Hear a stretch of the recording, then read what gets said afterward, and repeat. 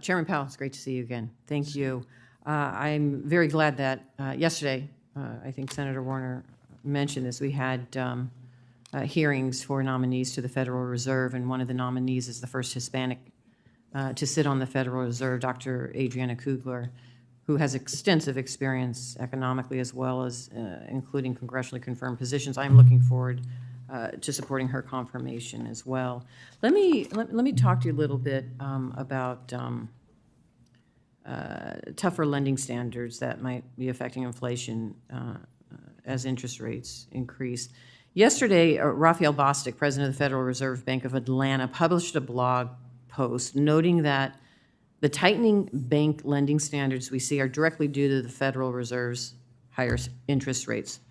Do you think that the credit tightening we see from regional banks is acting as an effective substitute to an additional interest rate hike?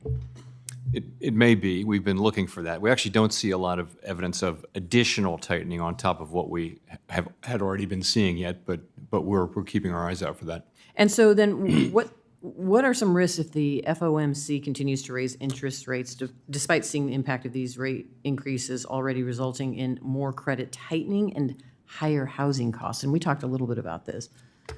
So the risk is that the reason we've slowed down, really since last December, we slowed from 75 to 50 basis points per meeting to 25 at every meeting.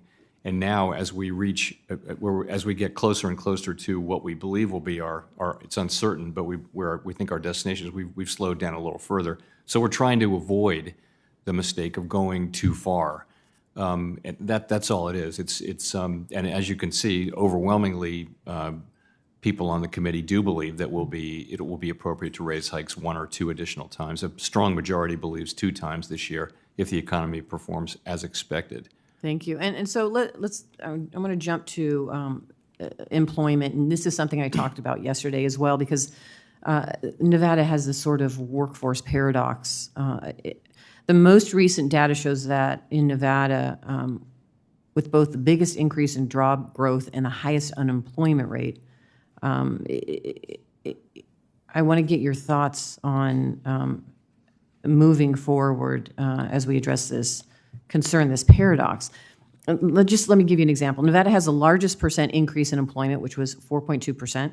We also had the highest unemployment rate in the nation in April at 5.4%. That's 2 points above the national rate. As you consider the Federal Reserve's mandate to keep unemployment levels low, how do you consider states like Nevada where there is that paradox? So we only have the one federal funds rate. We really can't. We have to look at the national level, although we're well aware of different labor markets and also other interesting characteristics in Nevada.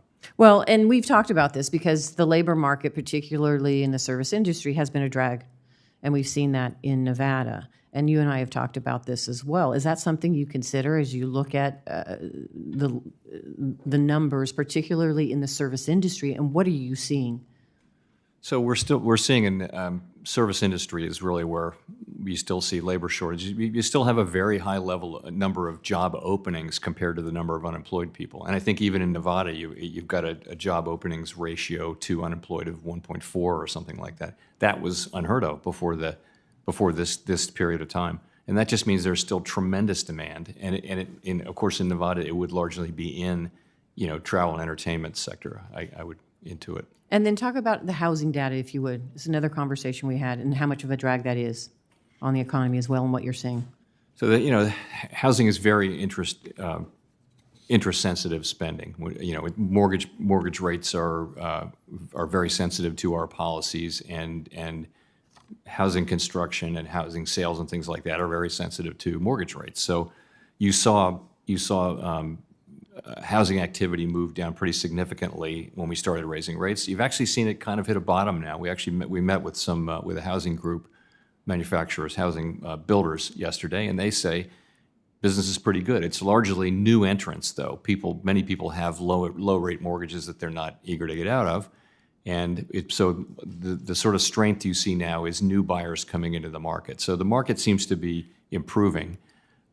But again, it's the most interest-sensitive spending, or among the most interest-sensitive. So it's going to be affected when we tighten policy. Okay, thank you. Appreciate you being here.